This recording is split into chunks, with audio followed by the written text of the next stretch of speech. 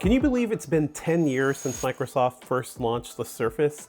That's a decade of trying to make hybrid tablet PCs happen, a thing I still think most consumers don't actually want. But you know what? I'll give Microsoft some credit. The Surface was a really original idea back when everybody was chasing the super thin MacBook Air designs, or something more like the MacBook Pro. Compared to all those, the Surface was a truly radical alternative. Now here we have the Surface Pro 9 with 5G. Which really makes it clear that Microsoft has learned a few lessons since those early models. It's impeccably designed, it has 5G. On paper, it should be the perfect, super portable, ultra-thin tablet PC. Unfortunately, it's also a reminder that Microsoft just can't help but repeat many of its earlier mistakes. It's yet another ARM-based Windows PC that we can't possibly recommend. Now, if you've seen our review of the Surface Pro X, the last ARM-based Surface, you're probably not too surprised at this conclusion. But I think what is really galling to me this year is that Microsoft is calling this thing the Surface Pro 9 with 5G, as if that's comparable with the Intel model, which has Intel's 12th gen chips, which are really good. We've always liked those CPUs. To me, that's more than just hubris. That seems like an outright lie. It's something that's going to confuse shoppers and IT people, everybody, for the next year. Now I can see why Microsoft tried to, bring this line together a bit. They have the exact same hardware. They both have great super thin aluminum cases. It feels super sturdy and very premium. They have the kickstand that's been there since the first Surface. They also both have the same keyboard covers, which do a pretty good job of giving you an almost laptop-like experience with these things. So if you've seen the Surface Pro 8, not much has changed. It's still the same basic shape and case and everything. But here's where I think this whole idea of unifying this line just really breaks down. These are two very completely different chip designs. The Intel chips are based on their, traditional x86 architecture, which all older Windows apps can run. That's pretty much every Intel and AMD chip we've seen before. The 5G version we're reviewing is running on Microsoft's custom SQ3 chip, which is based on a Qualcomm Snapdragon chip, that's an ARM design, that's a mobile CPU, which means it's a lot more limited in terms of what it can do. When we last saw an earlier version of this chip on the Surface Pro X, it had a lot of app compatibility issues. It couldn't run 64-bit apps. Microsoft kind of fixed that in Windows 11 by bringing in more emulation. So kind of doing what Apple did with Rosetta 2 on the M1 and M2 Macs, but not as good. So all this means that the ARM-based Pro 9 can, run a lot more apps than the Pro X could back in its day, but it's still slower. That's still in emulation, and it also doesn't cover most games. Overall, it's a compromise I don't think anybody should be making, and certainly not for the $300 premium. For that extra cost, you get built-in 5G, but I have to ask, how much is that worth to you for a much slower computer? After using the Pro 9 with 5G for several days, I just came away really unimpressed with this thing.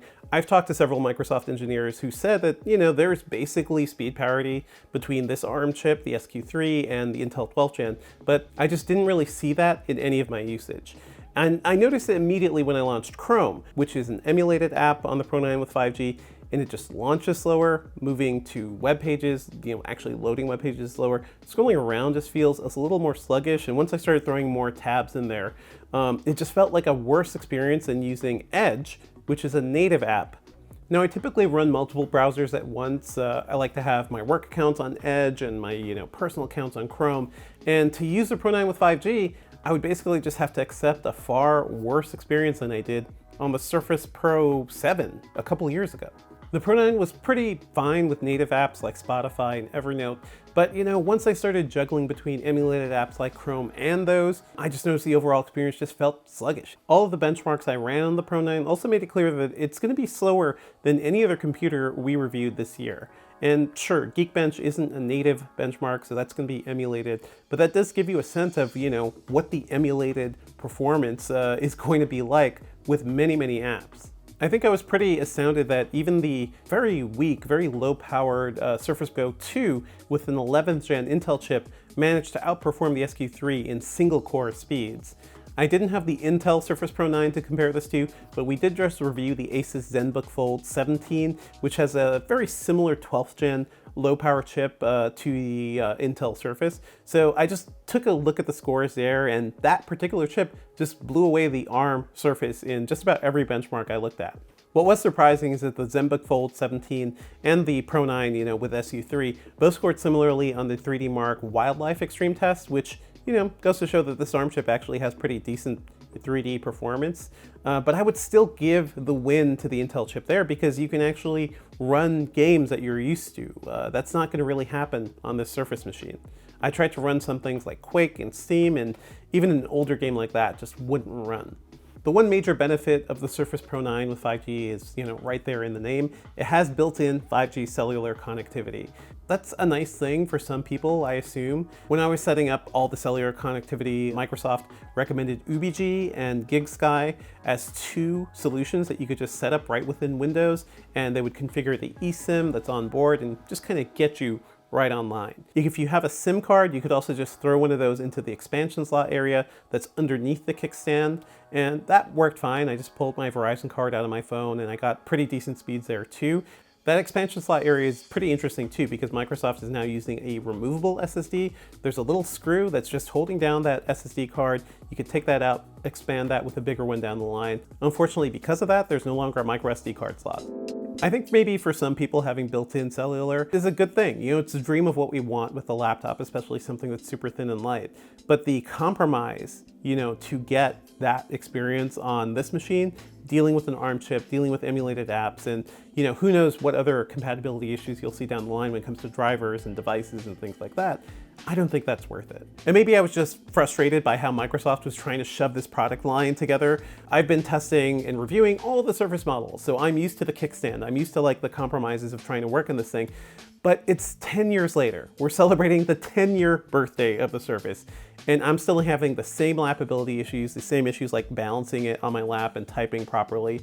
It's doable, but it feels awkward and inconvenient, and we've seen other solutions out there like the iPad Pro's Folio. The HP Spectre Folio, which is that computer made out of leather, also has a really nice built-in case that can hold it up more sturdily. I just feel like there are other solutions Microsoft could be using here because the dream of having a tablet as your laptop, I just think is just kind of fading. Look at the MacBook Air right now with the M2 chip. Look at the Dell XPS 13. These are laptops that are getting thinner and lighter every year and doesn't feel like you're making a compromise, especially when it comes to just typing on your lap. There are still some nice ideas around the Surface. I do like the way the Slim Pen 2 kind of hides away in the keyboard cover when you shove it up against the monitor, but that thing also costs $180. And while it's nice to see two USB-C ports on this thing, they're also compromised compared to the Intel version. Those support Thunderbolt 4. These are limited to USB-C 3.2. They're just slower. They can't connect to as many devices as the Thunderbolt ports can. As for battery life, the Pro 9 with 5G lasted over 20.5 hours in our benchmark, but that's just playing a video that's looping. It's not super complicated. In actual usage, it lasted about 10 hours, which is fine, but not exactly earth-shattering. That's about what we see with a lot of other Ultrabooks these days. What is surprising though, despite all of my complaints about this computer, is that it actually does a great job with video calls. It has a sharp 1080p front-facing camera, and it also has the SQ3's neural processing unit, which uses AI to do all sorts of video effects. So it can blur your background, and it can also do automatic framing. So if you're in a room and you're moving around, it can smoothly follow you around. And I was impressed by just how good all this looked. The downside, because of course there is one, is that that specific technology is not available on the Intel chips because they don't have MPUs. If you're still interested in the Surface Pro 9 with 5G after all of my complaining, be prepared to pay dearly. It starts at $1,300 with a relatively modest 8 gigabytes of RAM and a 128 gigabyte SSD. The Intel model goes for $1,000 with those same specs. And if you want a keyboard, because who doesn't, you'll have to add another $120 for the Pro type cover, though we'd recommend spending a bit more for the Pro keyboard instead, which has better keys. Jumping up to 16 gigabytes of RAM with the 5G Pro 9, like our review unit, will cost you $1,600 with 256 gigabytes of storage. And personally, I think that's not enough storage for ultra portable these days. As you go up the price range, the Intel and ARM models do kind of start to become equal, but at that point, who wants to spend $2,000 on a Windows on ARM PC? Perhaps one day Microsoft's dream of an ultra-thin Surface that has built-in connectivity and can do everything a typical laptop can do can finally come true.